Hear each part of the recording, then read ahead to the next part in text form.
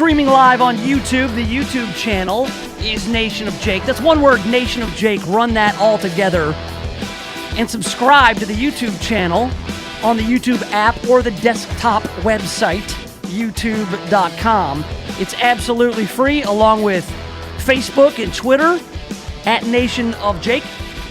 On this Wednesday, September 4th, year of our Lord 2019. Sunny and 94 degrees, high of 95. It's going to be that way for a while.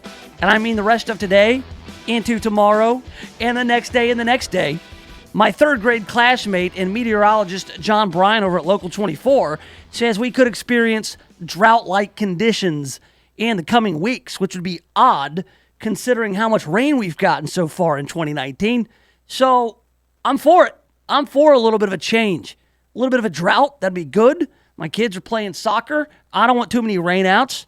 I want to adhere to the schedule they give and never have to reschedule anything. That way I can plan away the rest of my year of going to soccer games and soccer practices. It'll be fine. I mean, as long as the water comes out of the faucet, I'm good. I don't need any thick grass growing in my yard. I don't want to cut the lawn. I don't want to make it grow any faster. Never understood that. People with their hoses out there just watering the lawn. Hey, why do you water your lawn? Oh, so it'll grow more. Why? So then I can cut it. And then what? Then I'll cut it again. And then what? So bring on the drought. I mean, not of apocalyptic proportions Mad Max drought, but maybe just kind of lay off the rain for a while. That's what it looks like. That's what I'm told by the experts.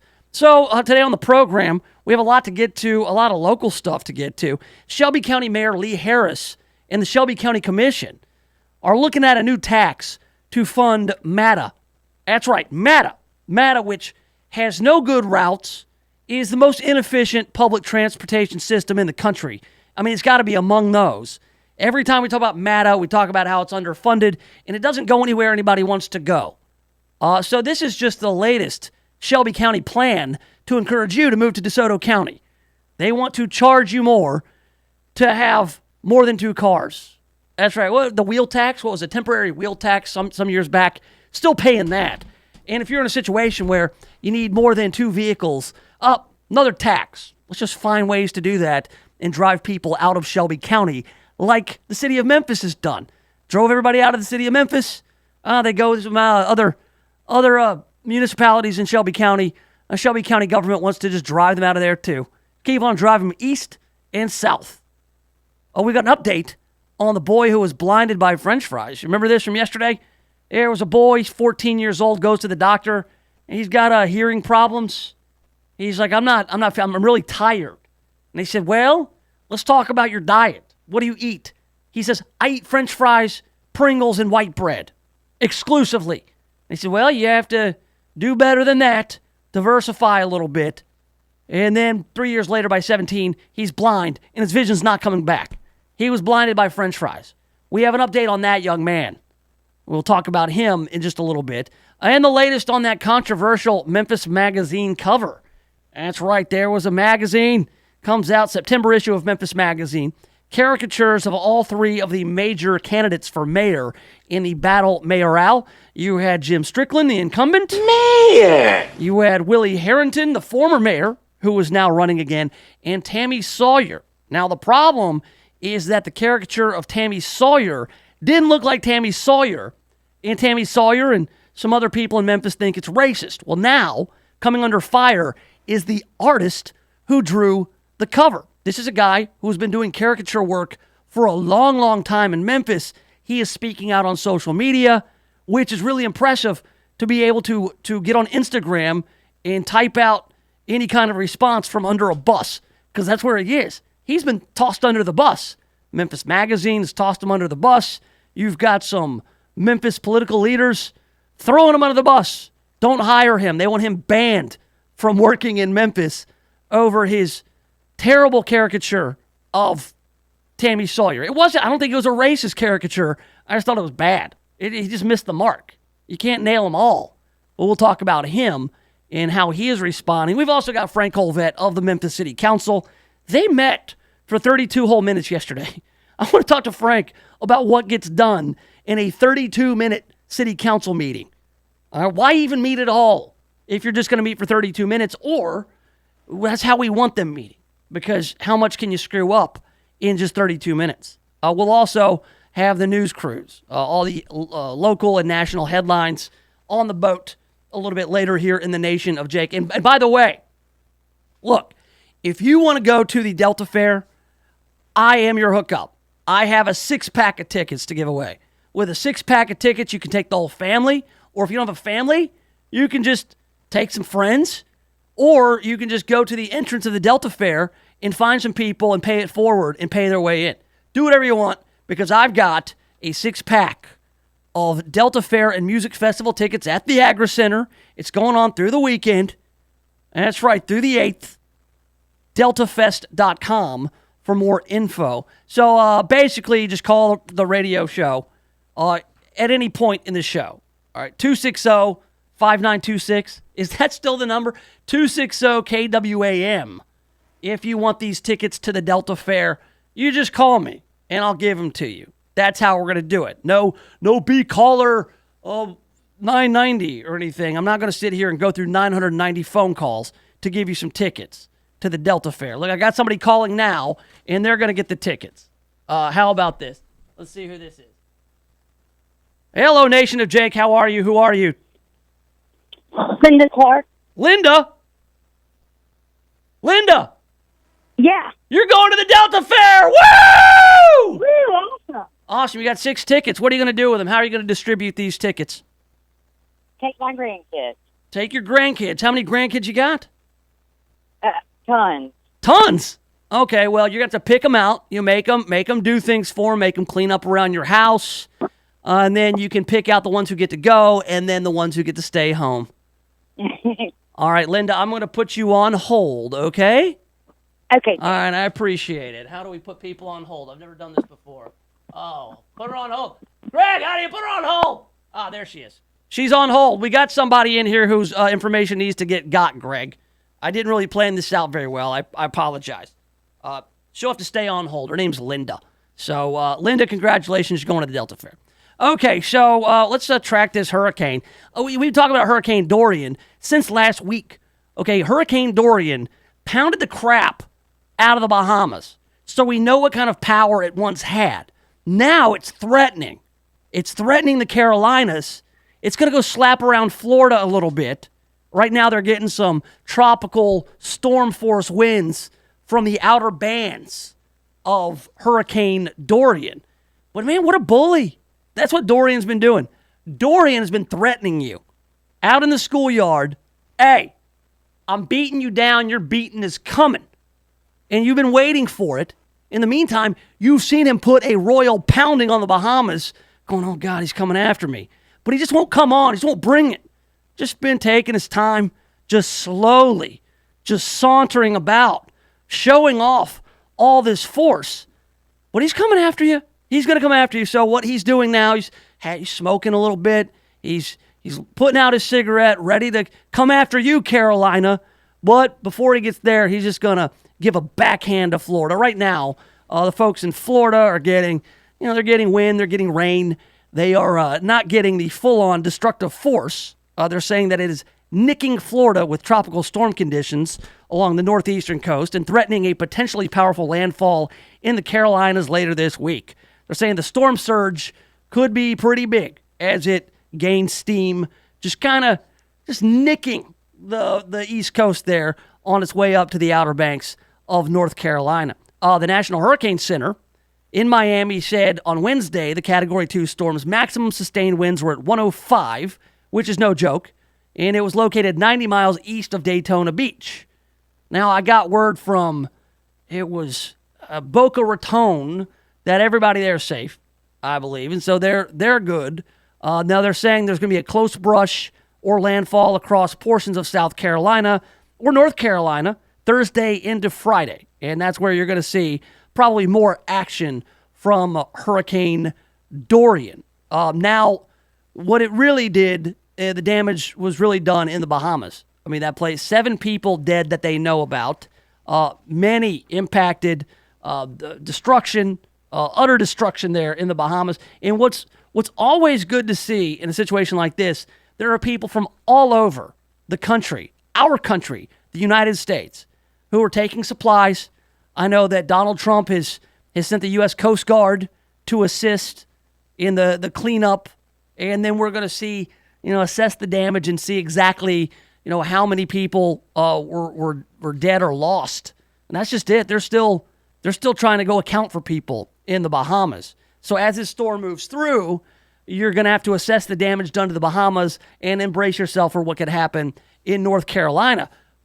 But there's been other stories coming out of here. Not only folks in the Bahamas getting pounded, and then folks from right here in the Mid-South, places like Atlanta, all over the country who are gathering supplies to help with hurricane relief in the Bahamas. You've also got all these stories coming up about things that have been washed ashore by this hurricane. Check it out. Bricks of cocaine are washing up on Florida beaches from the waves generated by Hurricane Dorian. Another 15 bricks, also believed to be cocaine, washed ashore on nearby Cocoa Beach. More than a dozen on 2 Florida beaches. Bricks of cocaine just popping up there in Florida. Around 8 a.m., a Melbourne police officer on foot patrol at Paradise Beach Park was alerted by a beachgoer that something suspicious appeared to have washed ashore. When the officer checked it out, he found a package wrapped away that was consistent with narcotics. The brick was tested and determined to be 1 kilo of cocaine, and then they were going to destroy the cocaine. The outside of the brick appeared to be the beginning of a word, but the only letters visible are D-I-A-M-A-N-T. So it would be like diamante, diamante, or diamanto. Over in Cocoa Beach, about 20 miles north, police were alerted to a duffel bag that had washed ashore and found 15 bricks of cocaine inside it. In the Orlando area, 1 kilo of cocaine is estimated to be worth 20 grand, between 20 and 30 grand.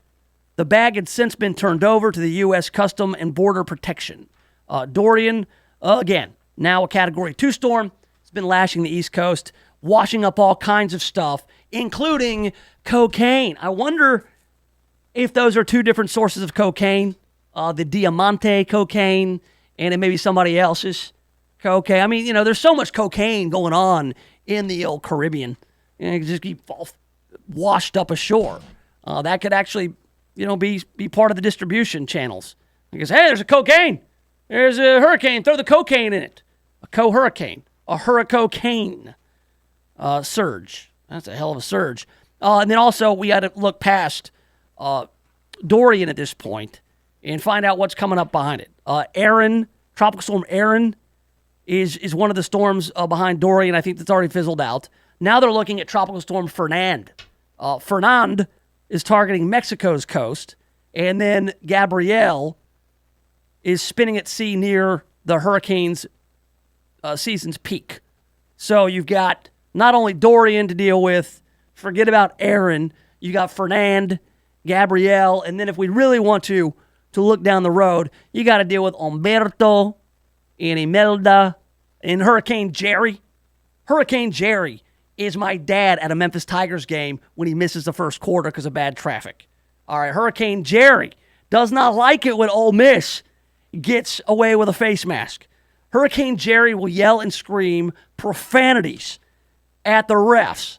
He always thinks the refs are against him. Hurricane Jerry, and then right behind Hurricane Jerry, you've got Tropical Storm Karen, who is going to ask for the manager. Tropical Storm Lorenzo has great hair. Fantastic hair does Lorenzo. Hurricane Melissa could come through. You went to high school with her. Probably a dozen Hurricane Melissas. And then Nestor and Olga and Pablo and Rebecca and Sebastian and Tanya, Van and Wendy. Those are all the tropical storms that could form this tropical storm and hurricane season. So that's the last we'll hear about Dorian today. We will continue to track it as we do in our little makeshift weather center here on The Voice. All right, coming up, the artist responsible for the caricatures on Memphis Magazine, well, there are people who are calling for his job. They not only want him to be banned from working for Memphis Magazine, they also want him to be banned from working in Memphis. Yes, the outrage mob is out for him. Let's find out what they're saying and what he's saying on social media. We'll do it next right here in the Nation of Jake. The Voice, KWAM, FM 107.9 and AM 990. If you're thinking about buying or selling a home, stop. Don't do anything until you talk to my man, James Underwood. James Underwood has been helping people like you navigate the Mid-South real estate market for more than a decade. So whether you're looking to buy your first home or you want to upgrade to your forever home, James Underwood can help make it happen. No gimmicks, no guarantees, just a rock-solid guy that I've known for 25 years. So now, if you're looking to buy or sell a home, hit up James Underwood with CryLike. JamesUnderwood.crylike.com. That's JamesUnderwood.crylike.com. KWAM, The Voice, is proud to turn our spotlight on Millington all this week. Millington is located along U.S. Highway 51 in North Shelby County, 25 minutes from Memphis. Around 1878, plantation owners Mr. and Mrs. George Millington donated their land and Millington was incorporated in 1903. Babe Howard was a very important part of Millington's history. Babe was the president and general manager of Millington Telephone Company, built the U.S. Stadium, and founded the International Goat Days Festival. Millington, a community with just the right balance of yesterday and today. Spotlight on Millington is brought to you by these great businesses.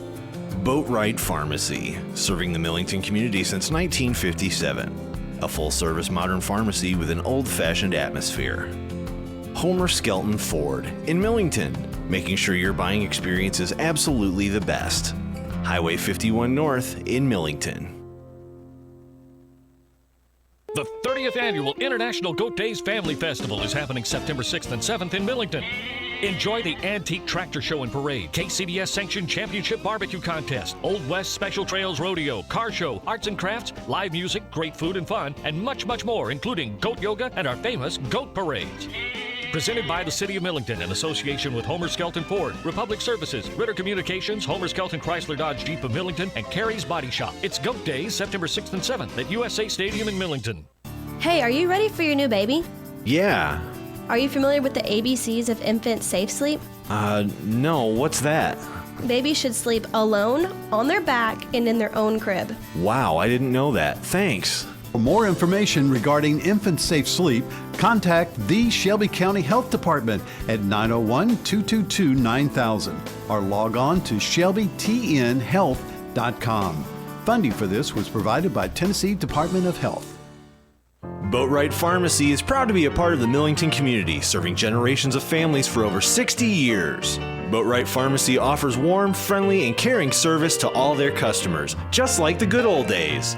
Don't miss their new Hallmark Gold Crown shop, where you'll find the perfect Hallmark card or unique gift. Locally owned and operated since 1957 and open 7 days a week and most holidays. Boatwright Pharmacy, 7899 Leroy Boatwright Street in Millington, and in Atoka on Wesley Reed Drive. Received a call about a cable box not working at Miss Betty's home, and while they're replacing the cable box, I noticed an extremely long cable. I went to move my furniture around and it stopped working. A long cable like that could affect signal levels and eventually cause her cable service to go out. Michael took it up on his own and fixed it for me. Now I can FaceTime with my niece and nephew, because we don't get to visit too often. Thank you very much. You're very welcome. That's how Ritter's making it right. Right by me.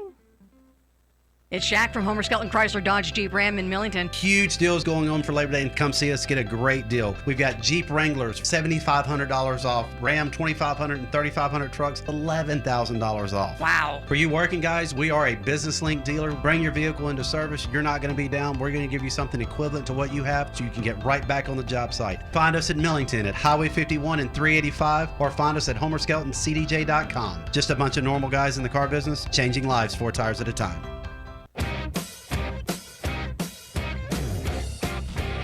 All right, welcome back. Yes, have some. The Nation of Jake is on The Voice, FM 107.9, AM 990, online, KWAMTheVoice.com. Congratulations to Linda, going to take her grandkids to the Delta Fair at the Agri Center. Yeah, she got a 6-pack of tickets. You know how? Listening to the Nation of Jake right here on The Voice. Or maybe she was watching on YouTube. I don't know. I didn't ask. I didn't think to ask. Maybe she was watching live on the YouTube channel. You can do that, Nation of Jake on YouTube. Follow along on Facebook and the Twitter at Nation of Jake. Maybe they have I don't know. The Delta Fair has had some really great attractions in years past. One was an insult clown. There was an insult clown. He got removed for being racist. I don't know that he was racist. I know he made fun of somebody's hair, and that was deemed racist. At the time, it's hazy. It was like 5 years ago. But this guy was really talented. He was an insult clown. It was his job to insult people. Maybe he got up that line, and then he got done away with. The outrage mob took away the racist insult clown at the Delta Fair. The Delta Fair may also have one of those guys who will draw a caricature of you. Maybe you're out there with your sweetheart enjoying a funnel cake, maybe just having ridden some ride that was haphazardly set up by a traveling carny. And then he says, "Hey, you two, let's get a picture. Let me draw you guys." And so they do a caricature of you and your lady, and then they make the gap in your girlfriend's tooth way too big, and maybe that mole on her cheek, they make it way too hairy, and she gets upset. And she says, "Hey, this is not what I look like. You're a racist." He says, "Well, ma'am, I'm white and you're white, so I can't be racist." "No, I didn't like that caricature, so you're racist." That's kind of what happened with Memphis Magazine. We had the Memphis Magazine cover, the September issue.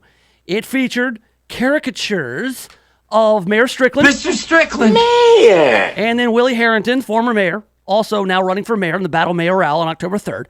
And then also you have Tammy Sawyer, Shelby County Commissioner, who was depicted in this caricature.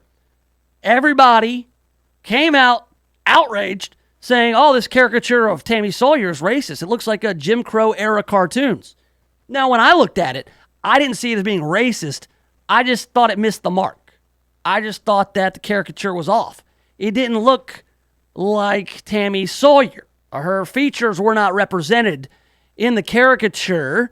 It just looked like just a nondescript caricature of a black woman. And so I think that's where you get into the problems. The caricature wasn't good. So it just kind of lent itself to the idea of, okay, just any caricature of a black woman will do. Well, then when you caricature a black woman, you're going to get into situations where people take offense. So I think that's kind of, is that a good enough description of, I think, what really went on? However, Memphis Magazine, they put out a statement. They apologize. All right. And in the statement, they go at length to their editorial process and what they're going to do to make it right. Not sure that's going to be enough for our political leaders here. Here we have, I believe this is from WREG, Channel 3. Just days after Memphis Magazine pulled its September issue due to a controversial cover, a group of social and political leaders are calling for further change. The group hosted a press conference Tuesday at Civic Plaza in front of Memphis City Hall, and they're looking for more results after the magazine's apology. They're looking for genuine cultural changes, both in leadership and in the voices in these decisions. There's nobody in that room to say this isn't okay. That's according to Martavius Jones of the Memphis City Council. I think when you're devoid of having proper representation, it allows this type of situation to fester. We're just saying to everybody, be inclusive. They claim they've seen the Memphis Magazine's response and that it took too long for a heartfelt response and acknowledgement of what happened. Here we have Daryl Cobbins, president of 100 Black Men of Memphis. For all publications and organizations in this community that call themselves to be of service, that they think intently about images about representation. Okay. They also noted the historical precedent of this style of political caricature, but said it's an unacceptable tradition that is part of a less progressive time.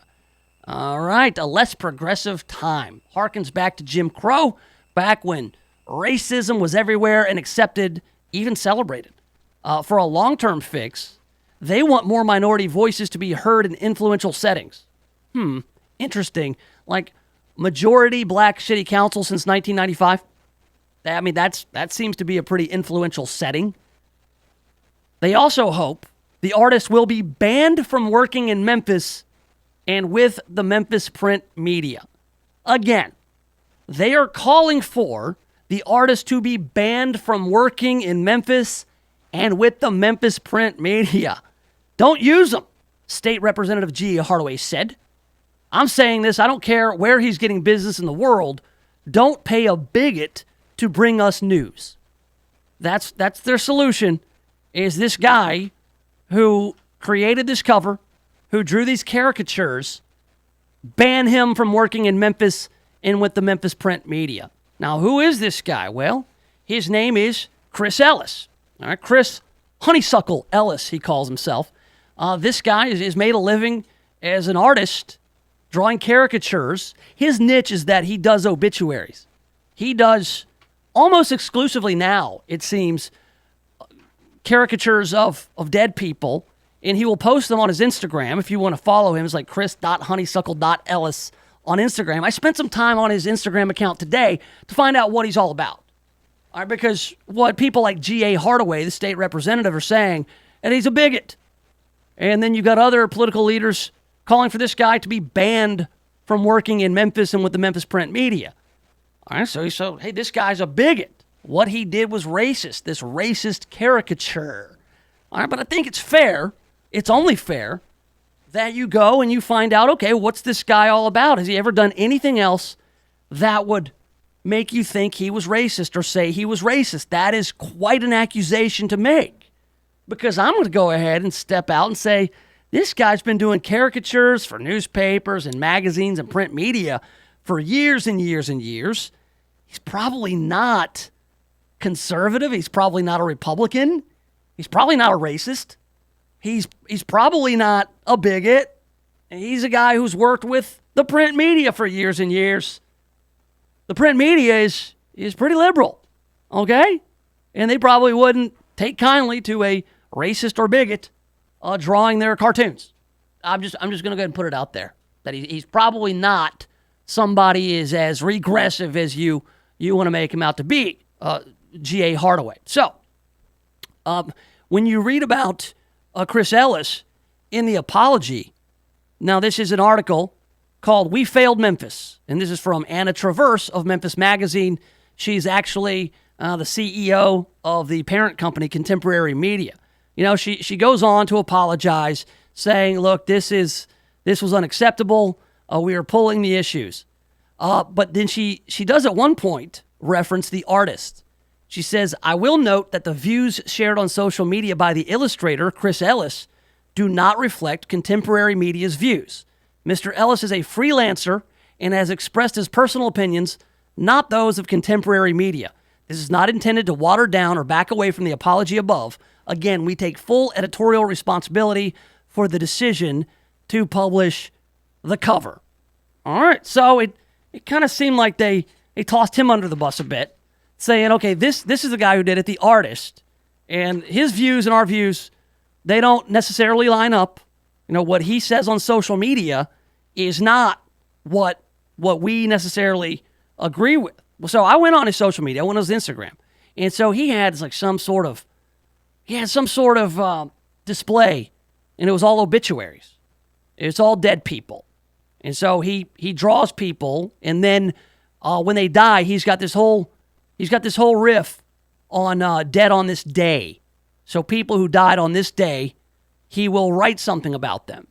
And so in response to this whole snafu with the cover of Memphis Magazine, he posted a picture that he drew of Michael Clark Duncan some years ago.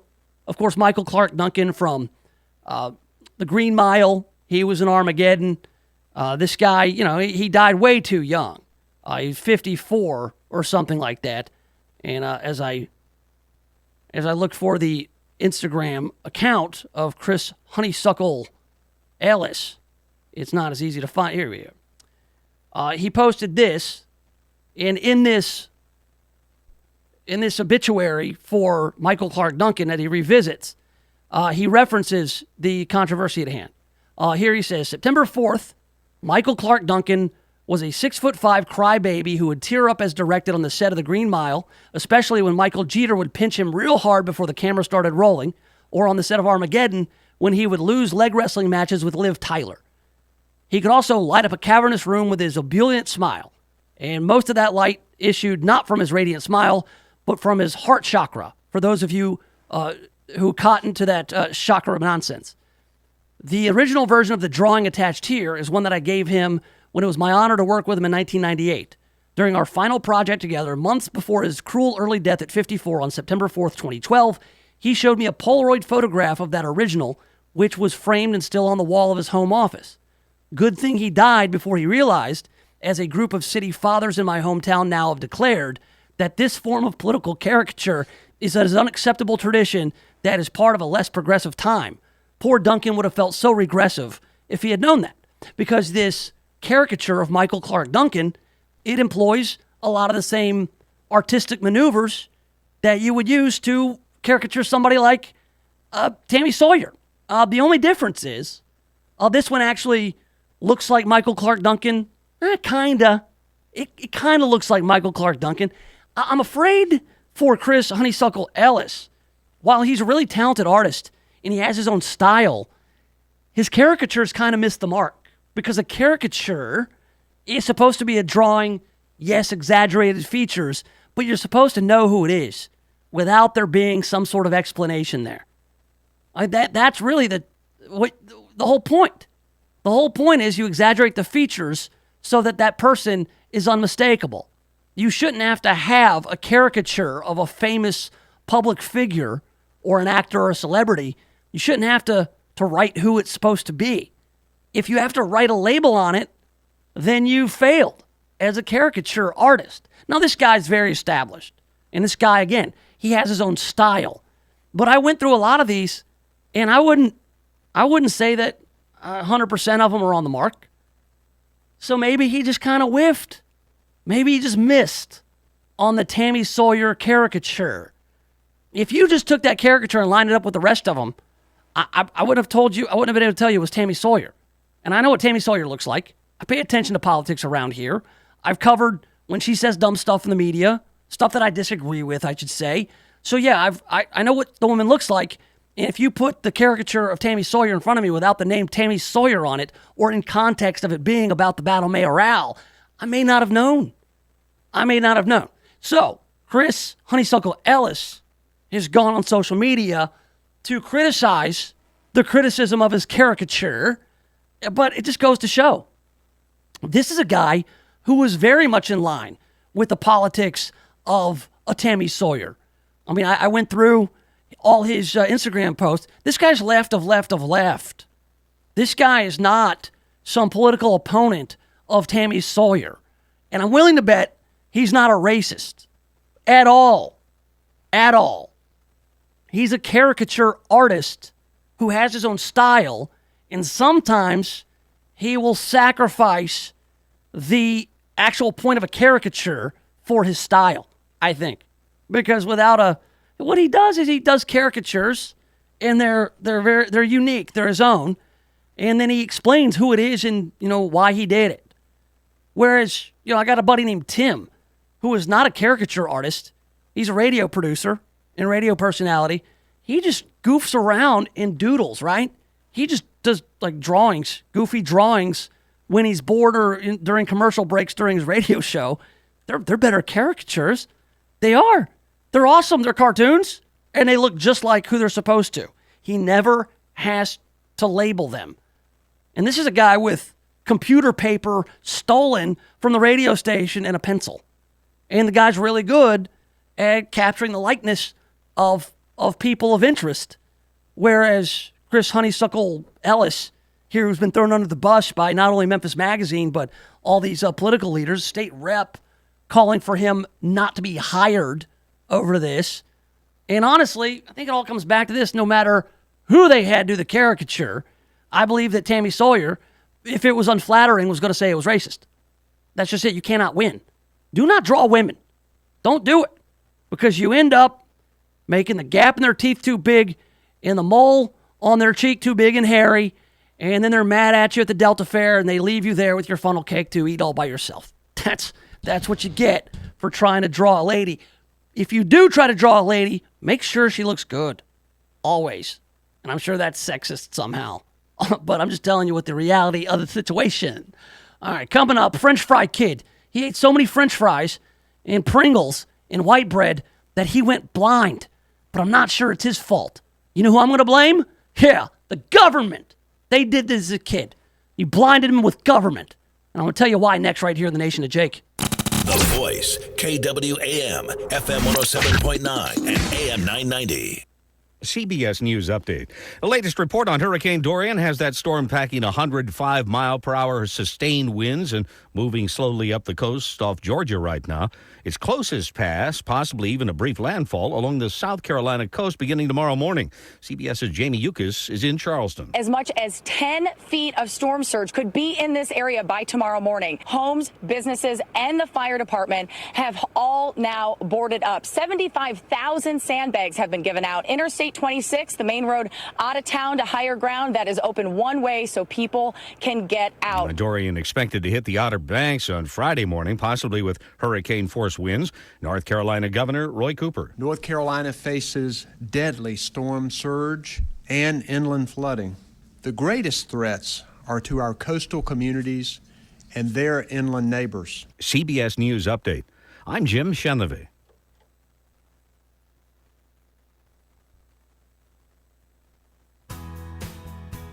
For expert service guaranteed, call 866-EXPERTS. That's the number that could save you up to 30% on your energy bills. Call today and Service Experts Heating and Air Conditioning will hook you up with an AC tune-up. Right now, save $20 on an AC tune-up. Service Experts Heating and Air Conditioning, your hometown Memphis tune-up pros. Call 866-EXPERTS. See website for license details. When you're planning an event and need on-time delivery, call Odell Sanders. Sanders Catering has been in business for 31 years, specializing in breakfast, lunch, dinners, corporate, and social events. When you need a caterer to work with your budget, call Odell Sanders at 901-372-2631 or visit them online at sanderscatering.com and take a look at their menu. Sanders Catering, a leader in catering services. Call today at 901-372-2631. Stop everything you're doing right now and ask yourself, are you currently receiving steady paychecks? What about when you're retired? Will you receive a monthly check to cover your expenses and also have some fun? Dan Groban and Phil Menard at Servant Advisors Group call this mailbox money. It's the monthly check you'll receive throughout retirement. They want to help remove stress from your retirement. They don't want you to worry about if the money will show up or how much money you'll receive. The only thing they want you to think about is how to spend it when it arrives. Find out how to get enough money in your mailbox every month when you're retired. Call Servant Advisors Group at 855-260-1000 for a complimentary retirement analysis with strategies that could help your nest egg provide you monthly income you'll need in retirement. Call right now, 855-260-1000. Servant Wealth Management is a registered investment advisor. Insurance and annuities offered through Servant Advisors Group, LLC. Insurance licensed in Tennessee, Mississippi, and in Arkansas.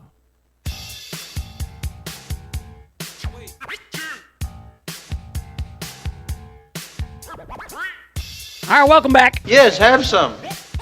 The Nation of Jake on The Voice, FM 107.9, AM 990. Online, KWAMTheVoice.com. Also got the YouTube feed flowing through the old interwebs. Just go to YouTube and subscribe to the Nation of Jake. All right, in a little bit, we're going to talk about this new tax being proposed by Shelby County. Man, they are really into spending money that's not theirs, aren't they? Oh, yeah, hey, we want more stuff. Let's tax people.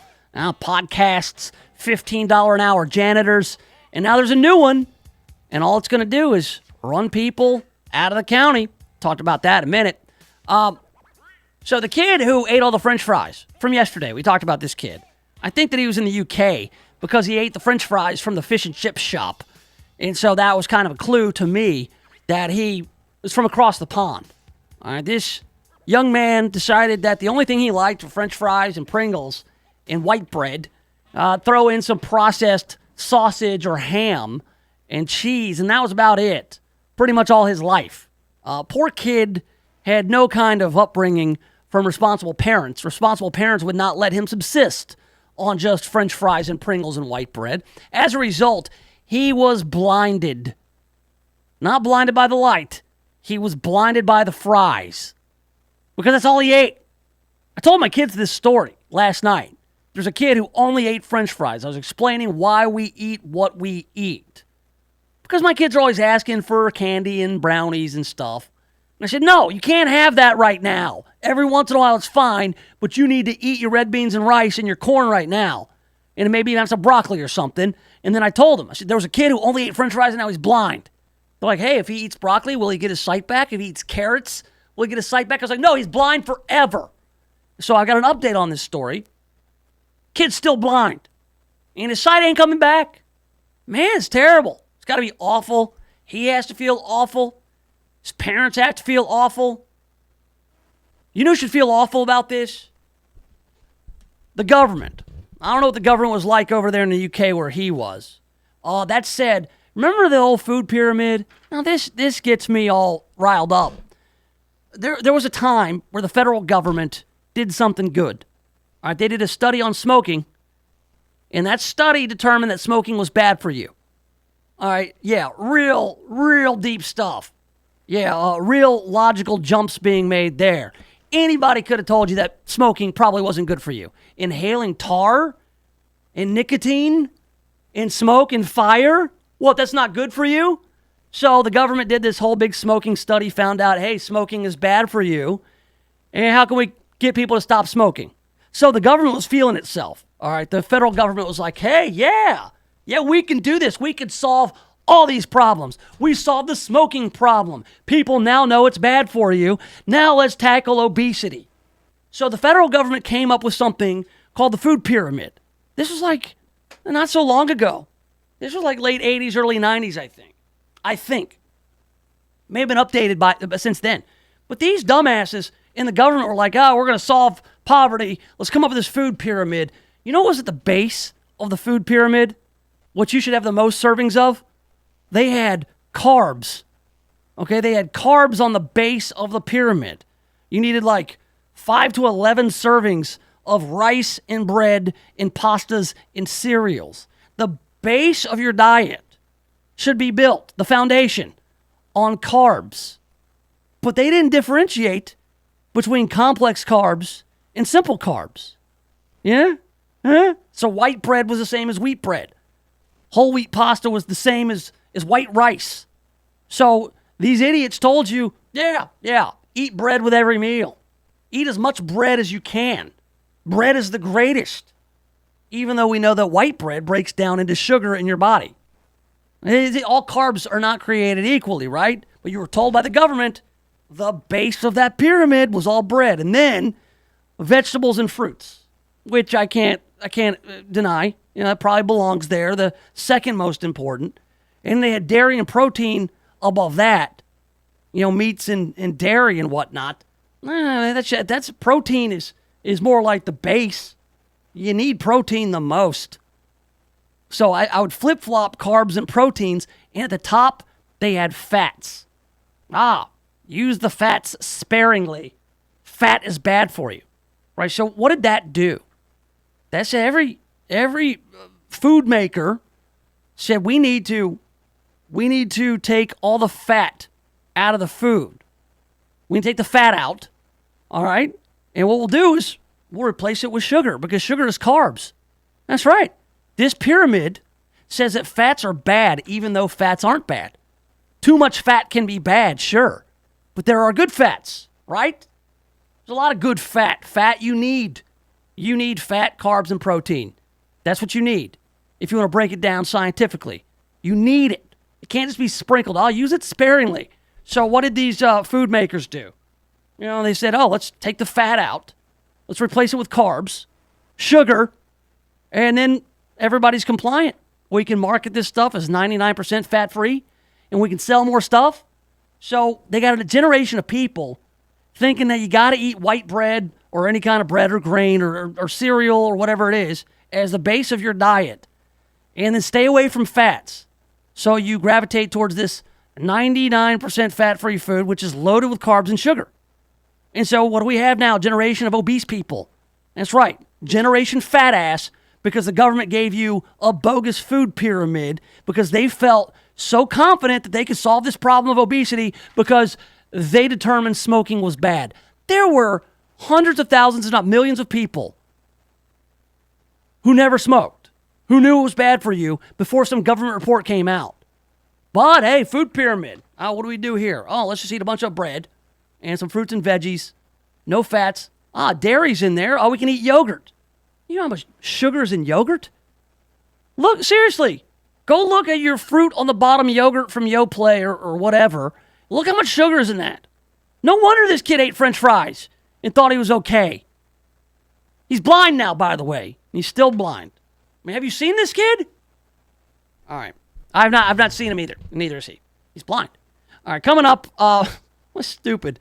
What do I got? Oh, man. I saw something today. Made me scratch my head. You know how people have, like, flags of Ole Miss or Memphis Tigers, Georgia Bulldogs? Because people want you to know that about them. I saw something in somebody's front yard that was really odd. It was an odd fact that random citizen wants me to know about them. And I'll tell you what was in this guy's front yard next right here, the Nation of Jake.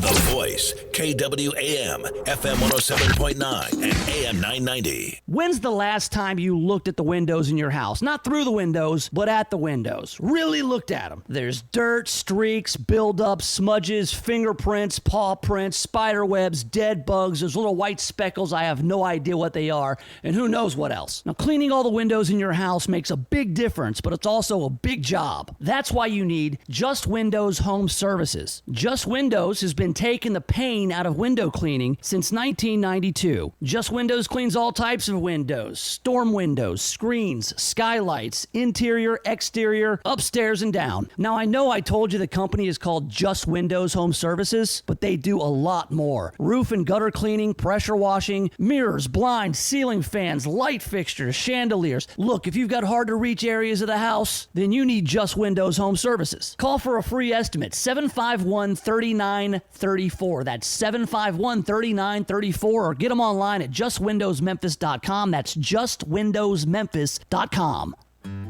KWAM, The Voice, is proud to turn our spotlight on Millington all this week. Millington is located along U.S. Highway 51 in North Shelby County, 25 minutes from Memphis. Around 1878, plantation owners Mr. and Mrs. George Millington donated their land, and Millington was incorporated in 1903. Babe Howard was a very important part of Millington's history. Babe was the president and general manager of Millington Telephone Company, built the U.S. Stadium, and founded the International Goat Days Festival. Millington, a community with just the right balance of yesterday and today. Spotlight on Millington is brought to you by these great businesses. Homer Skelton Chrysler Dodge Jeep and Ram in Millington has huge deals going on right now. Just a bunch of normal guys in the car business changing lives 4 tires at a time. Ritter Communications, offering the latest in communication innovations for your home and business. Proud to be part of the Millington community. Call them today at 888-336-4466. If you're a baby boomer here in the Mid-South area, this message is for you. We've designed a brand new radio show with you in mind. It's The Retirement Income Doctor, hosted by Dave McAdams of the McAdams Group. Each week, Dave will teach you retirement strategies that have worked year after year, decade after decade, in any kind of market. That's right, the Retirement Income Doctor will teach you these strategies. So join us Saturday mornings at 10 for the Retirement Income Doctor. The special event florist for the Mid-South is Lynn Doyle Flowers. They are famous for creating incredible floral arrangements and are available to fill even your last-minute needs. From the simple to the magnificent, their staff can create unique arrangements for your special occasion. Flowers always bring a smile, make someone's day, and for fast, convenient delivery, call Lynn Doyle Flowers today at 901-323-4521 or visit their beautiful new location at 6225 Old Poplar Pike.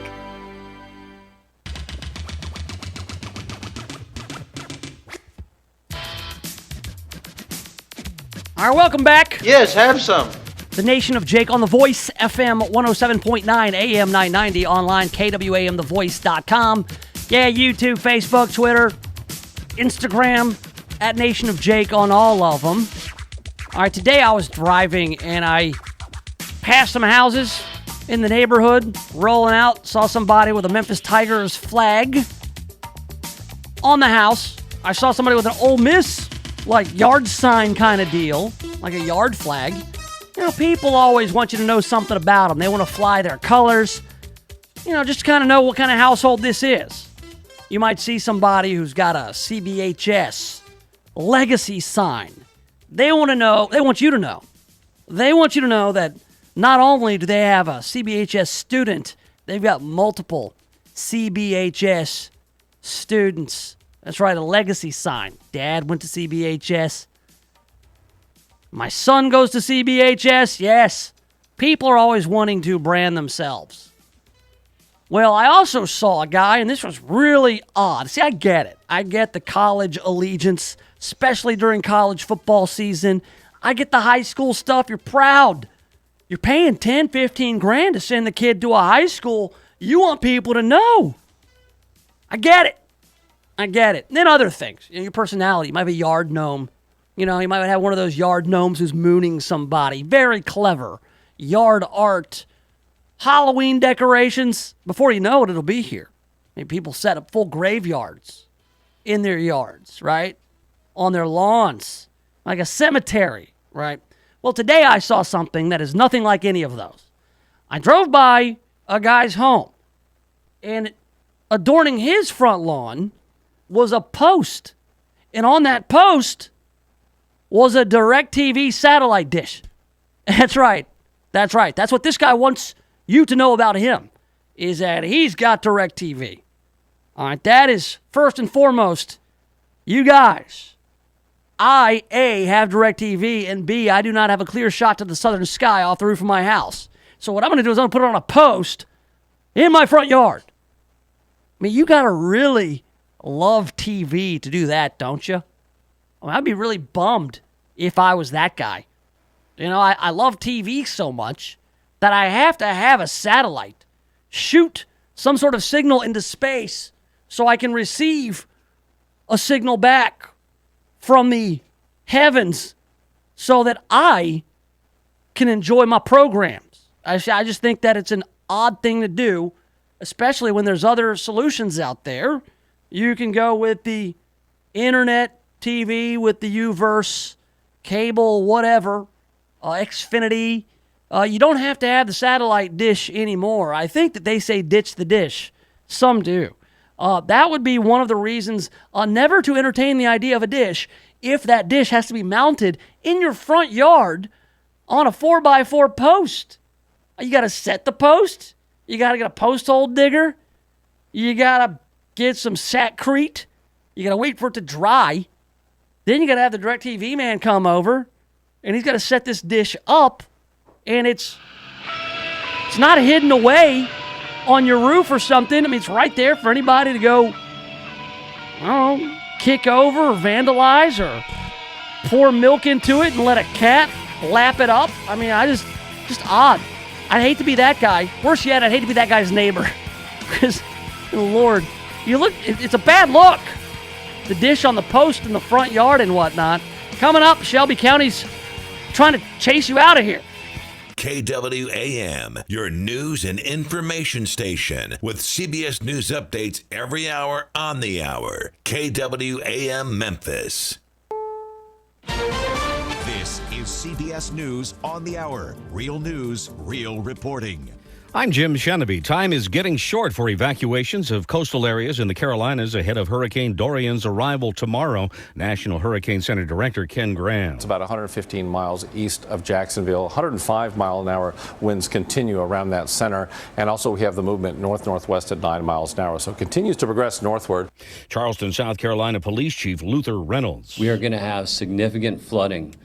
As a result of that flooding, we will be closing down a lot of roads. We will be closing down large portions of the peninsula. It will not be possible to get in and around. We do not want people stranded in their vehicles.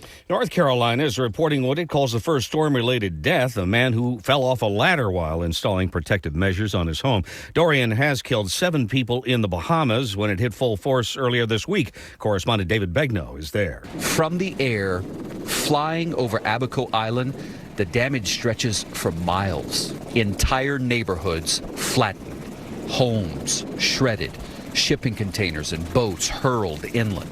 Some airports look like lakes now. The U.S. Coast Guard assisting in rescue operations in the Bahamas. President Trump has promised storm aid. YouTube has been fined by the FTC and New York State for collecting information on children's viewing habits without parental permission. CBS's Gary Nunn. Google's YouTube video site is being fined $170 million. That will settle allegations that it collected personal data on children watching content without their parents' consent. At issue is the way the site handles information about kids under 13 who are protected by a federal law.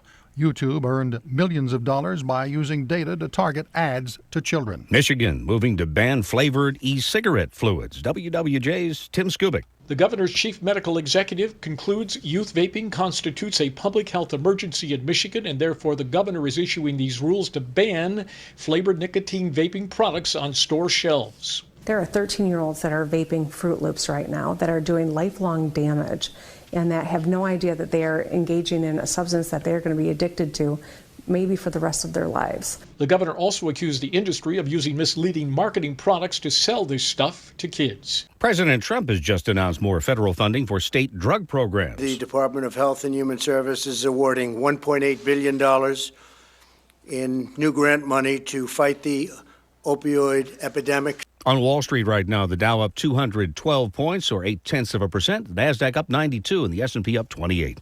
This is CBS News. The CBS World News Roundup Late Edition with Jim Chenevey. President Trump held a series of meetings today on the border wall. Every weeknight on the CBS Radio Network.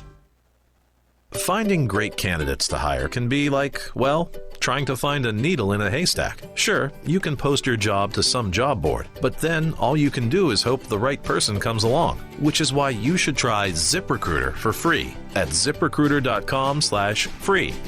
ZipRecruiter doesn't depend on candidates finding you. It finds them for you. Its powerful technology identifies people with the right experience and actively invites them to apply to your job. You get qualified candidates fast. So while other companies might deliver a lot of hay, ZipRecruiter finds you what you're looking for. The needle in the haystack. See why 4 out of 5 employers who post a job on ZipRecruiter get a quality candidate within the first day. ZipRecruiter, the smartest way to hire. And now you can try ZipRecruiter for free. That's right, free at ZipRecruiter.com/free. That's ZipRecruiter.com/free. ZipRecruiter.com/free. New science suggesting soft drinks could be bad for your health. Tom Hansen reports. New data links soft drinks, both regular and diet, to an increased risk of death. Researchers studied 450,000 people from 10 European countries and found drinking 2 or more glasses a day increased a person's risk. Soda consumption was linked with digestive diseases, including those of the liver, appendix, pancreas, and intestines. Well, maybe some new hope for people who suffer from peanut allergies. This is called sublingual immunotherapy. It involves treatments putting a small amount of liquefied peanut protein under the tongue. The dosage is gradually increased over a 5-year period, and at the end of the study, patients could tolerate up to 20 times more peanut protein without any adverse reactions. The study authors do caution, however, it will not allow kids with allergies to eat peanut butter and jelly sandwiches. Jim Chenevey, CBS News. Have you ever thought about saying goodbye to your job? Just walking into your boss and saying, I quit. And how would you like to commute to work without ever leaving your home? Well, not long ago, a 39-year-old entrepreneur from a billionaire family spent $20 million in 3 years to find the best home-based business in North America. He researched 70 different companies, and when he found the only one that had real long-term potential, he bought it. And right now, he's looking for people to help him turn this company into his next billion-dollar success story. So if you're serious about making money from home without having to leave your home, well, grab a pen. Because I'm about to give you the address of a website where you can learn all about this unique and rare opportunity. Write this down, www.goherenext.com. Now get on your computer and go to this site now. Part-time or full-time, your income is based totally on your performance. Interested? GoHereNext.com and say goodbye to your boss tomorrow. GoHereNext.com.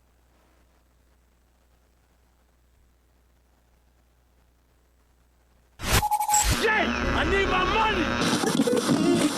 You want to work here, get them to sign on the line which is dotted.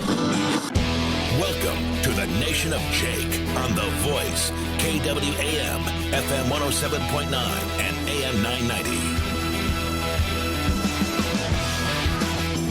Yes, sir. Yes, have some. And welcome back to it. The Nation of Jake on The Voice, FM 107.9, AM 990. Online, KWAMTheVoice.com. Streaming live on YouTube, Nation of Jake on YouTube. That's the channel. Subscribe, get the notifications. Tell your friends about the Nation of Jake. If you're a Facebooker, you can go follow me on Facebook, the Nation of Jake page. I post there from time to time. I do more tweeting than I do Facebooking these days. Facebook is just such a investment of time. You got people popping back on. It's just, I don't know. I've had to pare it down a little bit. I'm a dad. I got two busy children, both now playing soccer, doing the taekwondo, doing the piano, and it falls on me to get them to where they need to go a lot of the time. Can't be on the old Facebook all the time. All right, so I've had to pick one, and so I gravitate toward Twitter. Right now, I am in a compelling argument with a young man who has 12 followers about baseball. All right, I've been going back and forth with this guy. I'm not sure why. I feel compelled to do so. He said baseball is dead because he doesn't know anybody who follows baseball.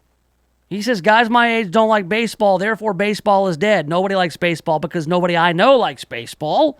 To which I counter, well, nobody I know does cocaine. So that must mean that nobody does cocaine. Nobody I know gets strung out on opioids. Therefore, there must not be an opioid crisis. There must be no opioid crisis that we read about because I don't know anybody who is addicted to pills or heroin. So it must not exist if it doesn't affect me directly. That's this guy's argument. He's like, oh, no, that analogy's not right. I'm like, no, it's dead on, dude. You say baseball's dead because nobody you know follows baseball. You got 12 followers on the Twitter machine. 70 million people a year go to baseball games. Maybe go to a baseball game. There's hot chicks at baseball games, bro. A lot of them. Go to SunTrust Park in Atlanta. I haven't been there yet, but if it's anything like it was at Turner Field, you might meet the love of your life at the ballpark. Many people go to baseball games.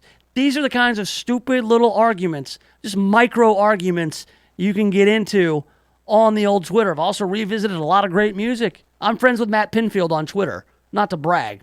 And Kennedy. Yeah, the old MTV crew. I'm friend. They follow me on the Twitter, and I them. And so when I come up with like a gem of the 90s, thinking, oh man, remember the band Salt? Oh, they were so good. Matt Pinfield, you remember the Salt, don't you? And he'll like my tweets. Go check it out for yourself on the Twitter machine at Nation of Jake. On the Twitter, the podcast will be up in a little bit so you can listen on demand. I do want to get into this. Now, this is something that is grinding my gears. You know what really grinds my gears? It's when the government takes your money and spends it on stuff that doesn't work or just does dumb stuff with it. We've seen this in the past few weeks. And, it used to be where the city of Memphis and the Memphis City Council would do all this spending and all this wasting of the money, buying the Raleigh Springs Mall and whatnot, green-lighting the old Memphis River Parks partnership to build Beale Street Landing. For what reason? Not sure, but it goes over budget by a factor of 3. $12 million turns into $45 million, and it's a boat dock with no gas line, with no real use.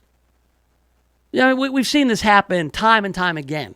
But it used to be where you could rely on the folks on the Shelby County Commission to be a little bit more judicious with the taxpayer dollar. Not so anymore, no. Not since Mayor Lee Harris was elected, along with a lot of other Democrats on the Shelby County Commission. The Shelby County Commission, led by Mayor Lee Harris, is dead set on spending all of your money and giving you little to nothing in return. All right, and this is one of these deals, one of those rare moments.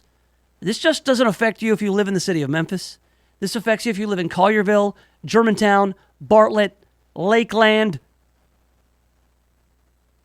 All of us in the Memphis metro area. Well, not all. That in a second. If you recall, just a few short days ago, maybe a week, Mayor Lee Harris and the Shelby County Commission decided that they are going to have a minimum wage of $15 an hour for county employees. Sounds nice, doesn't it? Sounds great. Oh yeah, $15 an hour. That's the magic number. That'll make your life better. If your life sucks today because you make $10 an hour, it will get better because you're going to get $5 more an hour no matter what you do. Even though private sector is paying a janitor between $8.50 and $10.50 an hour, maybe even $11. That's not enough. If you are a janitor for the city or the county of Shelby County, if you're a janitor, I mean, you're pushing a mop, you're doing light maintenance, you're cleaning, you're dusting, you're putting the sawdust wood chips on the vomit. When somebody vomits on the floor in a county building, you're doing the same job, but you're getting almost twice as much as the free market dictates. That sounds great until you realize, hey, I'm footing the bill for this. This is costing me more money. Eventually, it's all going to come back to you. It ain't free. So $15 an hour, about 40% more than the market would dictate for a janitor. And it's not just a janitor, it's anybody. It's any kind of job that's totally respectable at $11 an hour. But because you work for the county and because Lee Harris is in charge of the county and the county commission, they went along with it. We're going to go ahead and pay somebody more money to do the same job you could get on the free market for less. That doesn't seem very efficient. It's not, actually. It's the opposite. Then moving on, just last week, talked about this a lot. Remember the podcasting contract?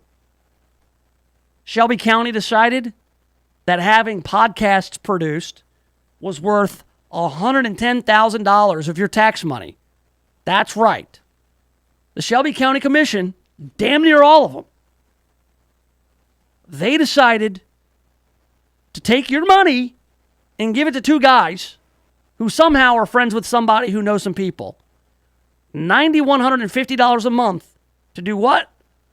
To do little fake radio shows and then post them on the internet. Now, they didn't even shop around, man. They didn't even shop around. They didn't go through the regular bidding process. They could have called the podcast studio down at Crosstown, our buddy Gil, and found out that for $5,000 a year, they could have done a podcast. Instead, they decide they want you to pay $20,000. I'm sorry, $100,000, 20 times what it would cost them just on the free market, just on the market. Like if you actually went to a podcasting store, which doesn't exist. Seriously, number one, do we need the Shelby County Commission to have a podcast? The answer is no. So you don't even need it. So what we've done is we gave our money to these commissioners, and they went out shopping at the podcast store. They didn't even compare prices, okay? They didn't even do any kind of, hey, price match. No negotiation. They just pretty much said, hey, how much does this one cost? Oh, that'll cost you $110,000. I'll take it. Oh, well, could I show you this other model? It's going to cost you a lot less, like 20 times less. Nah, it's cool. Not my money. Not my problem. We're going to go ahead and go with the real expensive one. Let's go. That's how they treat your money. All right, so now we've got, coming out today, Mayor Lee Harris of Shelby County. He's got a plan. He's got a plan to invest in Meta.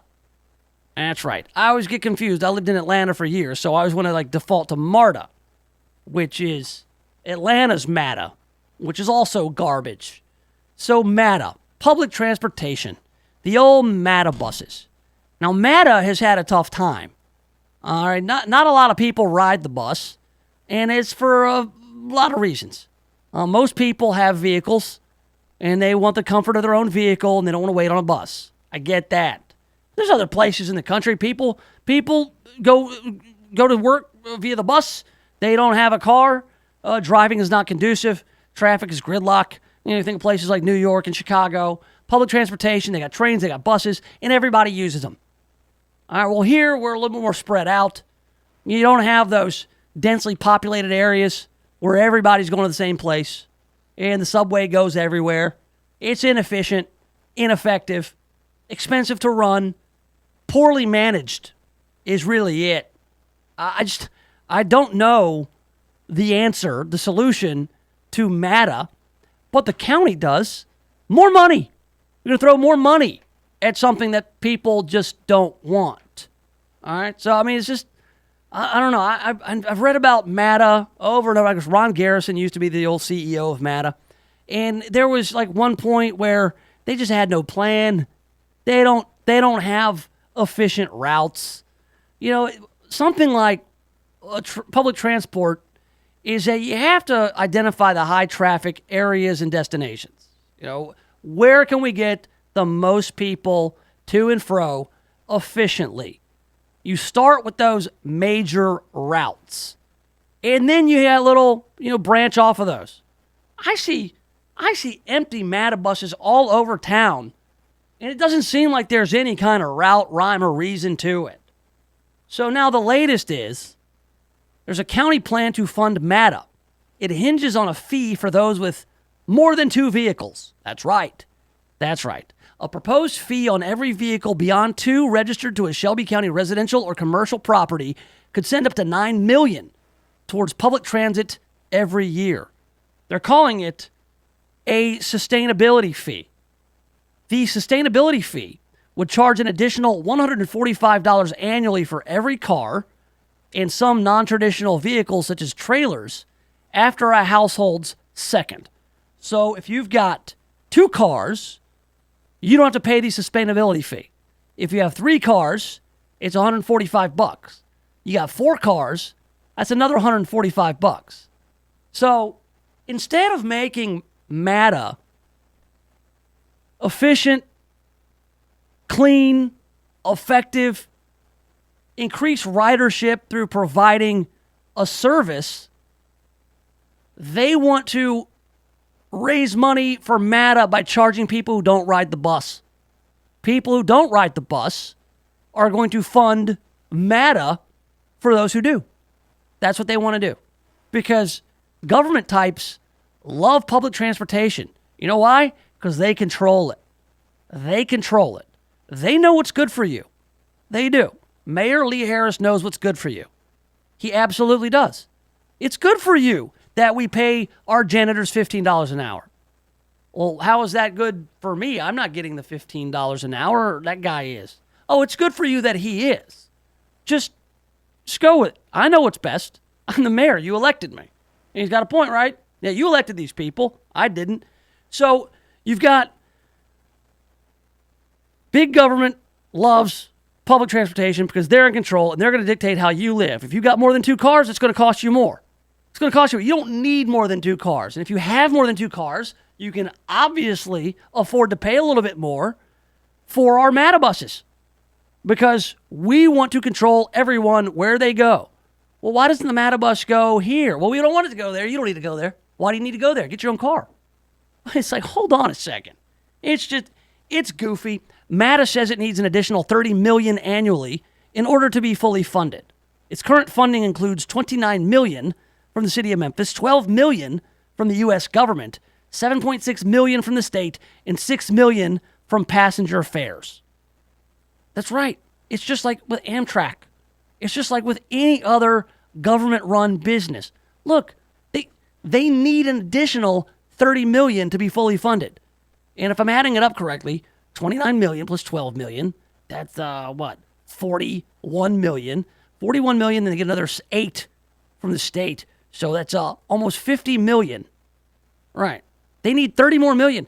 They need $80 million to run something that only generates, $6 million from passengers?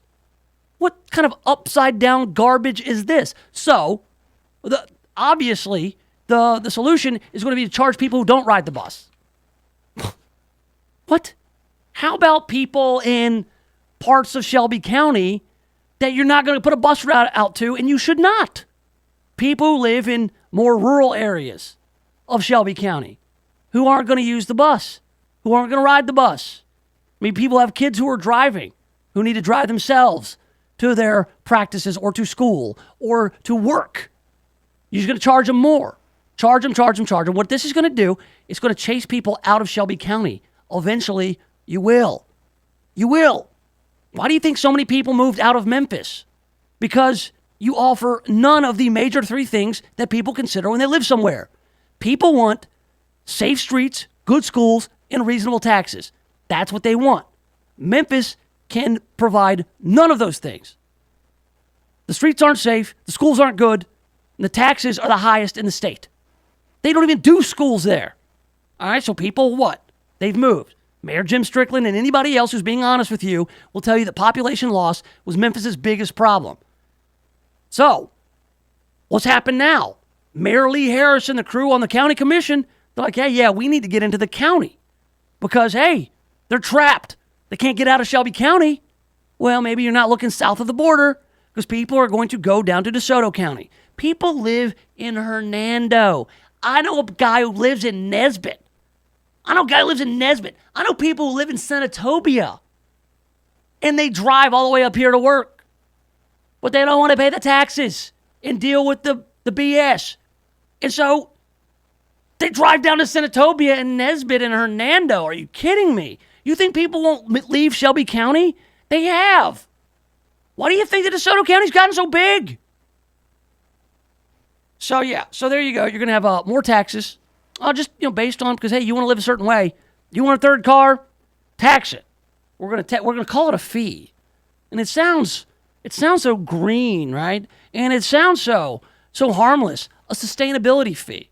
Oh yeah, listen, if you're going to have a third car, you got to come off some cheese so we can have our utopian public transport. So we can move the people along to the places we feel they need to go. If you can't do it on the 80 million, you can't do it. You can't do it. You don't need the other 9 million from people. Oh, but it's only going to affect like 17% of people. So it's not going to affect that many people. Well, once you get that bill, it's going to affect you. But that's just how they play this game. So listen, next time these folks on the county commission and Mayor Lee Harris is up for election, I say send a message that no, we don't want higher taxes. We don't want sustainability fees put on any cars that we own. In fact, we want the taxes to be repealed. We don't want to be taxed. We don't want to be listen, we understand. We are not idiots. All right, even libertarian-leaning taxationist theft guys like me, I understand that some taxes are necessary to run the government, but not for your pet projects, not for your agenda. There's no reason you should be paying a janitor $15 an hour when on the free market you can pay him $10 or $11, which is respectable for that kind of work. There's no reason anybody should be paying $110,000 for podcast production for a year. It's questionable as to whether you need a podcast. And then you want to say, well, listen, if you live a certain way, you've got a third car, you got to pay us. You have to pay us for the privilege of what? Going out and getting a third car? Every day it's a little bit of more of an infringement on your freedom. And, people will say, well, I kind of like it. No, people do not like this because they're just creeping in and just trying to take your money. Every day there's something new. So, vote against these guys next time they're on a ballot. Vote for anybody else, I don't care. Never vote for the guy who raised your taxes because that's coming. That's coming. You say, well, he didn't raise property taxes. You already pay this stuff. Wheel taxes. Every time I get that damn renewal, it's more and more money. So we're going to talk to Frank Colvett. Maybe we'll get a city councilman's perspective on what's going on with the county. I also want to talk about his 32-minute city council meeting yesterday. What possibly could have gotten done? And secretly, I think that all of them should last 32 minutes. We'll talk to Frank next right here in the Nation of Jake. The Voice, KWAM, FM 107.9 and AM 990. When's the last time you looked at the windows in your house? Not through the windows, but at the windows. Really looked at them. There's dirt, streaks, buildup, smudges, fingerprints, paw prints, spider webs, dead bugs, those little white speckles. I have no idea what they are, and who knows what else. Now, cleaning all the windows in your house makes a big difference, but it's also a big job. That's why you need Just Windows Home Services. Just Windows has been taken the pain out of window cleaning since 1992. Just Windows cleans all types of windows, storm windows, screens, skylights, interior, exterior, upstairs and down. Now, I know I told you the company is called Just Windows Home Services, but they do a lot more. Roof and gutter cleaning, pressure washing, mirrors, blinds, ceiling fans, light fixtures, chandeliers. Look, if you've got hard to reach areas of the house, then you need Just Windows Home Services. Call for a free estimate, 751-3934. That's 751-3934, or get them online at justwindowsmemphis.com. That's justwindowsmemphis.com. The 30th Annual International Goat Days Family Festival is happening September 6th and 7th in Millington. Enjoy the Antique Tractor Show and Parade, KCBS-sanctioned championship barbecue contest, Old West Special Trails Rodeo, car show, arts and crafts, live music, great food and fun, and much, much more, including goat yoga and our famous goat parades. Presented by the City of Millington in association with Homer Skelton Ford, Republic Services, Ritter Communications, Homer Skelton Chrysler Dodge Jeep of Millington, and Carrie's Body Shop. It's Goat Days, September 6th and 7th at USA Stadium in Millington. The special event florist for the Mid-South is Lindoyle Flowers. They are famous for creating incredible floral arrangements and are available to fill even your last-minute needs. From the simple to the magnificent, their staff can create unique arrangements for your special occasion. Flowers always bring a smile, make someone's day, and for fast, convenient delivery, call Lindoyle Flowers today at 901-323-4521 or visit their beautiful new location at 6225 Old Poplar Pike.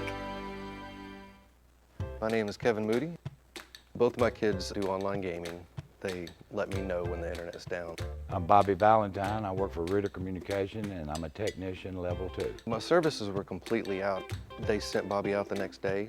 He told me that the box was shot. It was shot. With a gun. And he had it fixed within a couple hours once he got there. Bobby switched out my modem for me and had me upgraded to a faster speed. And both of my kids have been singing Bobby's praises since.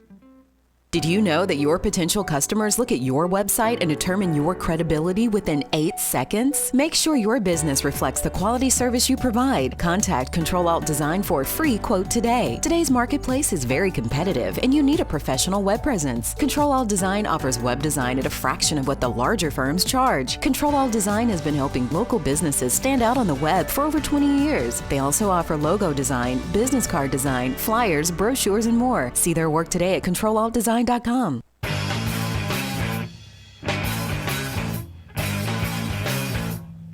Yes, have some. Yes, have some. Welcome back to the Nation of Jake on The Voice, FM 107.9, AM 990.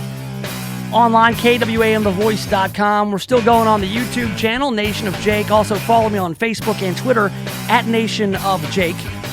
As we do every couple weeks, we like to check in with our man on the inside at City Hall, Frank Colvett Jr., City Councilman. Frank, welcome to the Nation of Jake, my man. How are you today? Always good to be in the nation after a 32-minute grind of a meeting. Yeah, you guys met at the City Council for 32 minutes. First of all, what can you possibly get done in 32 minutes with 13 people? Well, we had, I want to say it was over 25 agenda items, but a lot of it was appropriating and accepting grant fund type things. So a lot of it was just the normal business. But we did have some conversations about prohibiting new development on sections of Lamar, talk about development there. And we're going to change the street name for Mahatma Gandhi. Oh, Gandhi. I love that movie with Ben Kingsley. Gandhi. No, it was great. No, Mahatma Gandhi. They're the famous. Listen, yeah, man. I've seen Gandhi with Ben Kingsley. Who hasn't? No, Gandhi, the great pacifist. He was all about the nonviolence, and I'm for it. Where's this street going to be? Gandhi Street.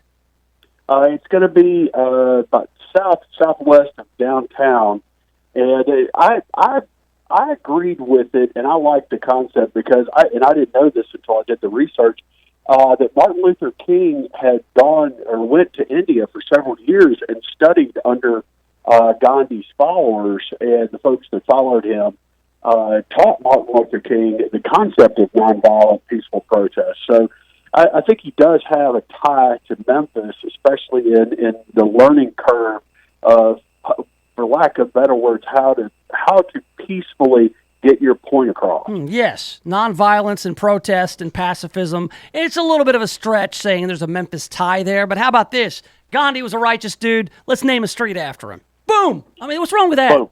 What's wrong with that?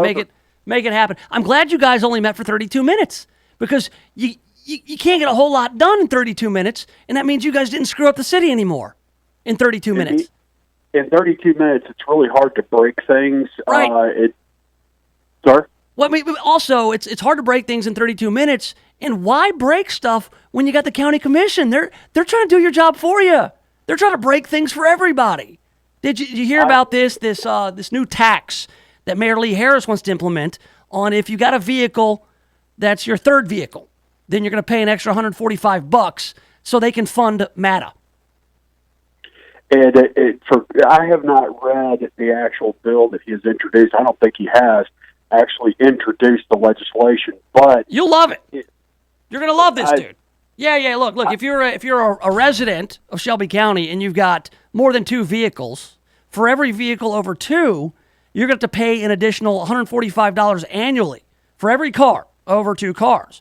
If you are a commercial entity, you also have to pay a sustainability fee for every vehicle over a certain amount.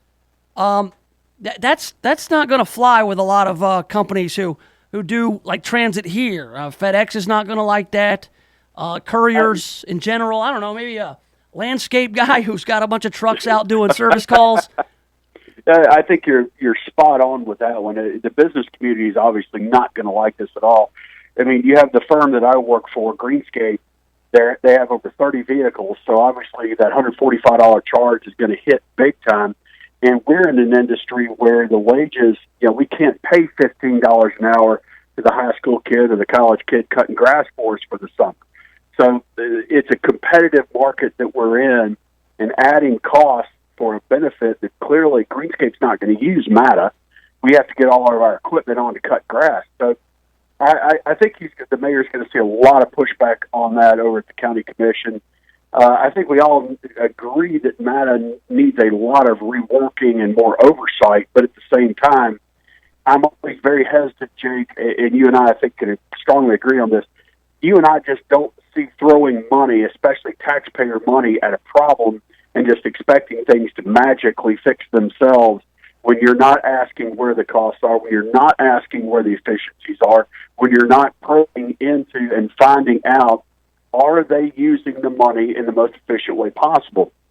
So I think Mayor Harris is going to have a lot of pushback on that, especially from the corporate community, but also families. Look, you have children, you buy them a car or they buy themselves a car, but it's on your insurance.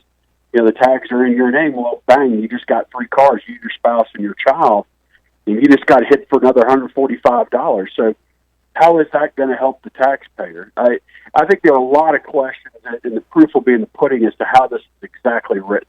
Well, when you break it down, and we just did a moment ago, MATA says it needs an additional $30 million every year to be fully funded. So essentially, they're saying we're $30 million underfunded. It already gets almost $30 million from the city of Memphis, you and your guys at City Hall, $12 more million from the federal government, $7.6 million from the state, and then only $6 million of that budget comes from passenger fares. Would any other business survive having a budget of $80 million or whatever it is, but they only bring in $6 million? It's upside down. It doesn't work. It's completely upside down, and you might find a sympathetic ear from my more liberal colleagues if you could show where you've made some tough cuts, where you've made some tough decisions, and maybe had to let some folks go that their jobs are no longer viable, or potential middle management a little fat in there. You need to cut it out. Like all things, you approach it as you would a business. As you just pointed out, the model does not look right, doesn't feel right, and it costs way more than they generate. Well, let's look and see what the cuts. Show me you're being the most efficient. I think at the end we all agree that folks need to be able to get to their jobs. Folks need public transportation to get to jobs, to get to the neighborhood supermarket. I get that, but at the same time, if we're going to use all of our taxpayer money on something like a MATA, then we have to absolutely be assured, without a doubt, that they are not wasting even one dime. No, I agree completely. And every time, MATA gets their feet held to the fire, which is not often enough, I always hear about, well, we're still doing a study on routes. And we really don't know. They don't have the information to be able to tell you how efficiently they're running. What their projections are for fares, or what the hot zones are. Man, it needs to be, if you and I are running MATA, all right, Frank Olvet, and I'm almost certain we could. It doesn't take a whole lot more than just common sense in the macro. It's like, let's find out where most people need to go. Let's find out where we can maximize our fares or our income, and then build from there.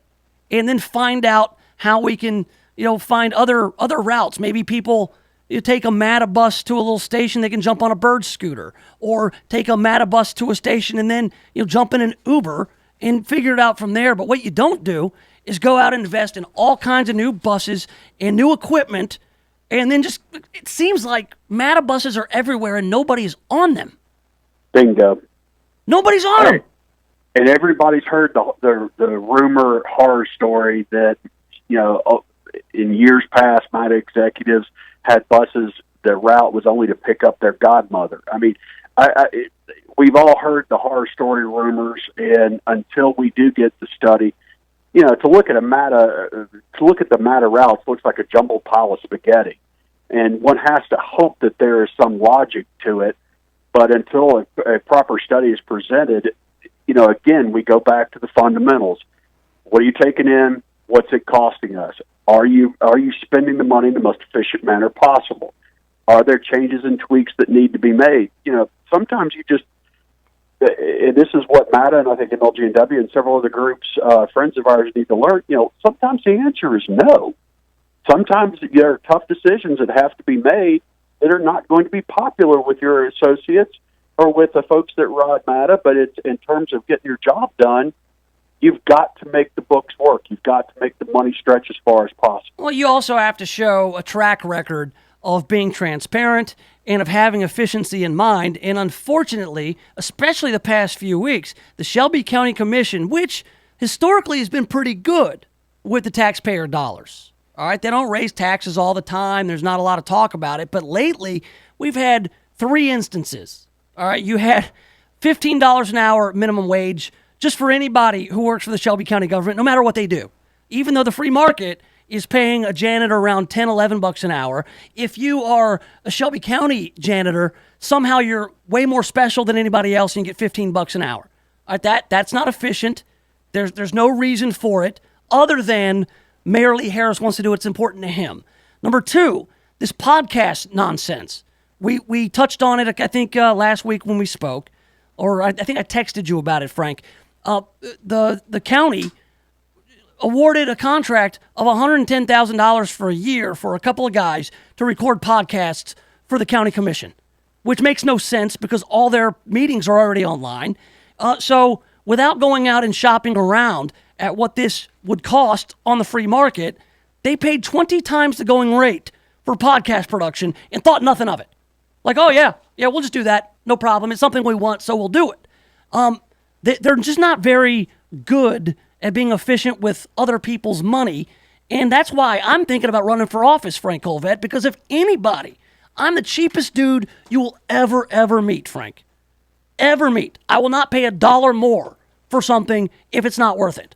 So I'm just going to go ahead and launch my county commission candidacy now on the program with you.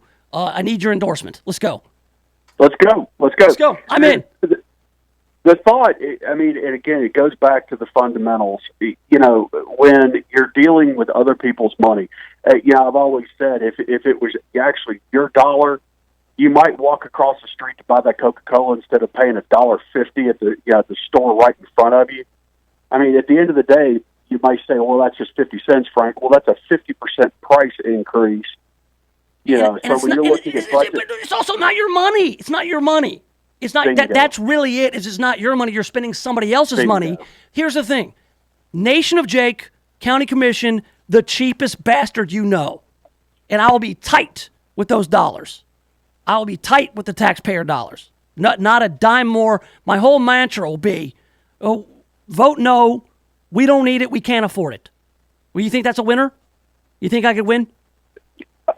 I think at the end of the day, you should immerse yourself in the budgets to understand where the cuts are. Where Jake would do where Jake would do a great job is what you would ask what I would call uncomfortable questions. Jake the Ripper. Directors. Jake the Ripper. Yeah. I'm cutting taxes. I'm slashing budgets. They're going to be so afraid of me. Everybody will. They will fear me as their master.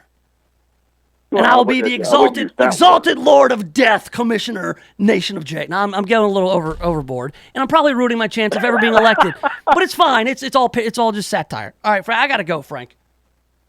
I hear you, but you should consider public service because again, we need folks that ask the tough. See, I hate that because they all get paid. Oh, public service. It's probably not a whole lot, but you're getting paid. You're doing a job. I want the job. I don't want to serve the public. I want the job. I want the job because I'm competitive, and I want to show people how it's done because I can do a job better than they can. That's why. It's not service, serving my own ego. I'm the most honest candidate you will ever find for this position on the commission. The commissioner. That's me. I can't wait to see you on the campaign trail, my friend. Hell yeah! Frank Colvett Jr. Thanks for being here, buddy. We'll talk to you next week. Or take something. Care, man. All right, there you go. Frank, he puts up with a lot when he calls this program. And I talked to him for so long that was like a third of the city council meeting yesterday. They met for 32 minutes. They need to meet for only 32 minutes every time they meet. That's the time limit for the city council because they can't screw things up too bad in half an hour. All right, coming up, we got the news cruise. It'll be a very short one. Man, I'm yelling today. I'm ranting. I have a sore throat. Might have to have Earl fill in for me tomorrow. We'll do the news cruise next right here in the Nation of Jake. The Voice, KWAM, FM 107.9 and AM 990. CBS News Update. Could Hurricane Dorian make a brief landfall in South Carolina? Some weather experts say yes. The National Hurricane Center and Director Ken Graham believe the storm will stay offshore as it continues its trip north along the coast through Friday. Around the center, the hurricane force winds 60 miles or so away from the center. And that's why, as this approaches the Carolinas, we have that hurricane warning up because these hurricane force winds can stretch right there along the coast where we have that warning from South Carolina and North Carolina all the way up to the Virginia border. Now, the Carolinas is expected to get the worst of Dorian stateside. Charleston, South Carolina Mayor John Tecklenburg. If we get the copious amount of rain that's projected, particularly during those times when the tide is high, you know what happens. The water's got nowhere to go, and it's going to stay around as well. Now, right now, Dorian has 105 mile per hour sustained winds and is centered just off the Georgia coastline. CBS News Update. I'm Jim Shenovich. Did you know that your potential customers look at your website and determine your credibility within 8 seconds? Make sure your business reflects the quality service you provide. Contact Control Alt Design for a free quote today. Today's marketplace is very competitive and you need a professional web presence. Control Alt Design offers web design at a fraction of what the larger firms charge. Control Alt Design has been helping local businesses stand out on the web for over 20 years. They also offer logo design, business card design, flyers, brochures, and more. See their work today at ControlAltDesign.com.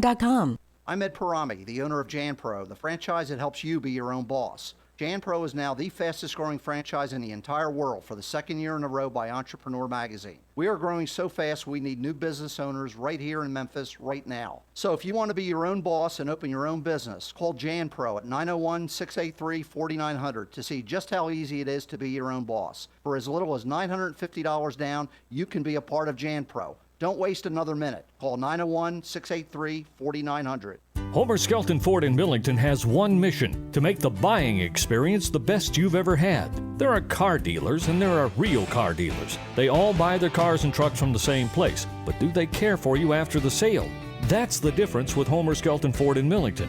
Best deals, best service after the sale, best buying experience ever. General Manager Randy Hart and Sales Manager Richard Kramer will personally see that your buying experience is absolutely the best. Homer Skelton Ford, Highway 51 in Millington. Design Jewelers in Bartlett is renowned for being the best in custom jewelry since 1988. But did you know they also do jewelry repair? That's right. If you need size fixing, ring setting, stone tightening, chain or watch repair, stop by Design Jewelers at 3135 Kirby Whitten Parkway. Their combination of expertise and customer service cannot be found anywhere else. That's Design Jewelers in Bartlett, 3135 Kirby Whitten Parkway.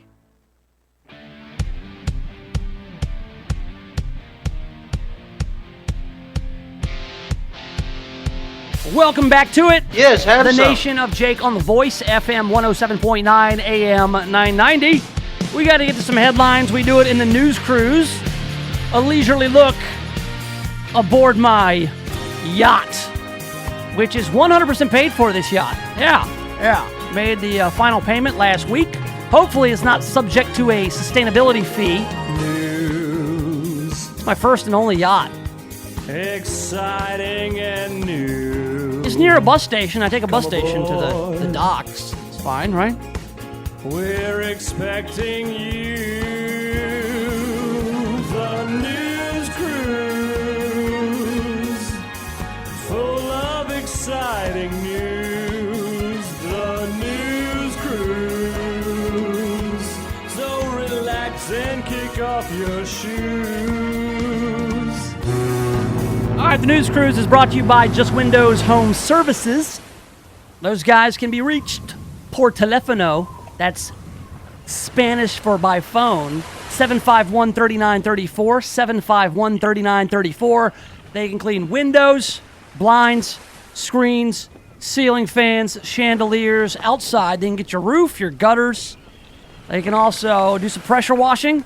You got a deck, you got a patio, you got walkways, the siding on your home, anything you don't want to do around the house, chances are the guys at Just Windows can do it. 751-3934. That's 751-3934.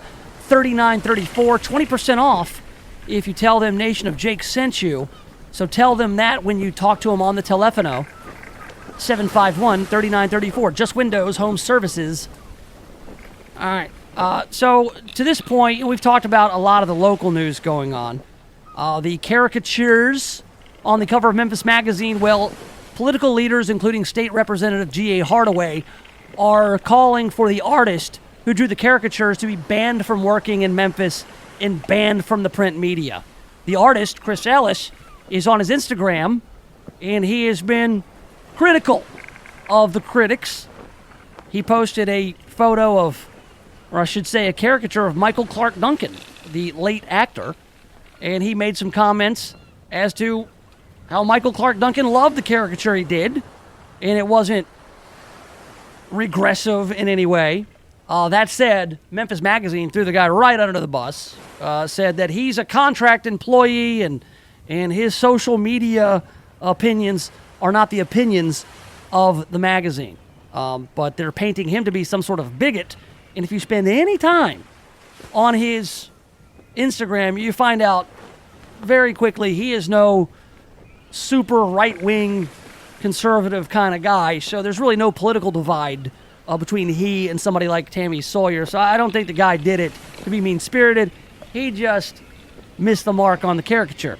We've also talked about Shelby County Commission, led by Lee Harris, the mayor of Shelby County. His plan for MATA involves charging $145 sustainability fee on your vehicle, should it be your third or fourth or fifth vehicle. If you're allowed 2 vehicles in Shelby County, any more than that, you're going to pay up. That's part of the plan for Shelby County. Shelby County, we've got some more problems with overdoses. Good Lord. Shelby County Health Department is reporting another spike in ODs. This time, Health Department officials report 20 overdoses with 3 fatalities on August 29th. The spike alert comes days after 16 overdoses were reported within a 24-hour period on August 25th. 5 people died in that instance. That is not encouraging regarding the overdoses in the opioid crisis. We've got this is right out of a horror movie. Oh, my God. Memphis police arrested a 26-year-old woman for the murder of a man neighbors say was a veteran and as well, she was charged with abuse of a corpse. Ew. The victim was found dead on Friday. He was in some sort of Rubbermaid tub. He was found in a home near the medical district. The man apparently, was just a guy, never gave anybody any problem. The victim, Stephen Carter, neighbors say he was always with his dog, rolling around in the grass. And then they found that he was in this woman's house, Takia Fullilove, and he was decomposing inside a plastic tote in a closet. That's gross. She has been charged with murder in the death. We've got this kind of stuff came out yesterday, and all it ever does is just spark all kinds of goofy debates. Walmart says it'll stop selling handgun ammunition. So Walmart is going to stop selling a lot of different firearms. And here's the thing with Walmart doing this. They only accounted for like 2% of the firearm market. Walmart probably wasn't making a bunch of money selling guns. Therefore, it's no big deal if they stop selling guns. They weren't selling a lot of them. They probably weren't making a bunch of money. Walmart is an importer, okay? They make all their money on garbage that they import from China. They import garbage from China in mass quantities, and they mark it up like 1,000,000,000% so you'll buy it. All right, when you go buy like rubber totes, storage totes to store decomposing bodies in the closet from what you buy those from Walmart, that's how Walmart's making their money. They'll make their money on appliances. They import in bulk, and then they mark it way up, and you buy it. And now in this whole idea that like Walmart represents middle America, yeah, they sell guns, right? They sell guns. They don't make any money off the guns. Most of the guns are made here, and they're expensive, and they don't make a bunch of markup on a gun. So, I don't care about Walmart, but now they're saying, oh, please don't open carry in our stores either. They just don't want to deal with all this anymore. They're just sick of the press. They're sick of the bad. They're sick of all of it. We're out. We don't make any money off these guns. We don't want people walking around at Walmart with their guns. So, there's out. And Kroger is also like, hey, just don't bring your guns to the grocery store, which they can ask, but it doesn't matter. That's all I got, man. This is a short cruise. Spent all my money yelling at Frank Colvette. He's so easy to yell at. We're going to wrap things up with probably the strangest story that I've seen all week thus far. We're not going to save it for Friday's What the Hell segment. We're just going to get into it now. If you keep chickens in your yard, and there are people in Shelby County who do, if you keep chickens, beware. They could murder you. It happened. I'll tell you how next right here in the Nation of Jake. The Voice, KWAM, FM 107.9 and AM 990. If you're thinking about buying or selling a home, stop. Don't do anything until you talk to my man, James Underwood. James Underwood has been helping people like you navigate the Mid-South real estate market for more than a decade. So whether you're looking to buy your first home or you want to upgrade to your forever home, James Underwood can help make it happen. No gimmicks, no guarantees, just a rock-solid guy that I've known for 25 years. So now, if you're looking to buy or sell a home, hit up James Underwood with CryLike. JamesUnderwood.CryLike.com. That's JamesUnderwood.CryLike.com. KWAM The Voice is proud to turn our spotlight on Millington all this week. Millington is located along U.S. Highway 51 in North Shelby County, 25 minutes from Memphis. Around 1878, plantation owners Mr. and Mrs. George Millington donated their land, and Millington was incorporated in 1903. Babe Howard was a very important part of Millington's history. Babe was the president and general manager of Millington Telephone Company, built the U.S. Stadium, and founded the International Goat Days Festival. Millington, a community with just the right balance of yesterday and today. Spotlight on Millington is brought to you by these great businesses. Roland Tire and Automotive is proud to be a part of the Millington family and are celebrating 54 years of serving Millington and the entire Shelby County area. 4998 Navy Road in Millington. The Millington Chamber of Commerce reminds you to shop local and be loyal to your community. See what's happening in Millington at millingtonchamber.com. For baby boomers, here's something to think about. Will you have enough income during your retirement? Are you absolutely sure? Do you understand the difference between growth and income? How about bonds and bond funds? Are you 100% ready for RMDs? Do you have an estate plan? If you've said no to any of these, we can help. Right now, log on to theretirementincomeDoctor.com and tune in our brand new radio show right here, Saturday mornings at 10 a.m. Roland Tire and Automotive is proud to be part of the Millington family, and they're celebrating 54 years of service to Millington and the entire Shelby County area. Roland Tire was started by Clarence and Carol Roland and is still owned and operated by the Roland family today. They always offer fair prices and quality service. Roland Tire and Auto, 4998 Navy Road in Millington, where there's always a fresh pot of coffee, a kind word, and great service. Give them a call at 901-872-8473. This is Andy Wise, your consumer investigator, and I belong to the Crescent Club. All my Wise choices gather at the Crescent Club for mixers and private dining. The gourmet menu, top shelf. And happy hour? Hey, if you've never had a cocktail 9 stories high on the patio soaking in the East Memphis skyline, then hear this. I won't entertain my clients anywhere else because I made the wise choice. I belong to the Crescent Club, 6075 Poplar Avenue on top of the Crescent Center.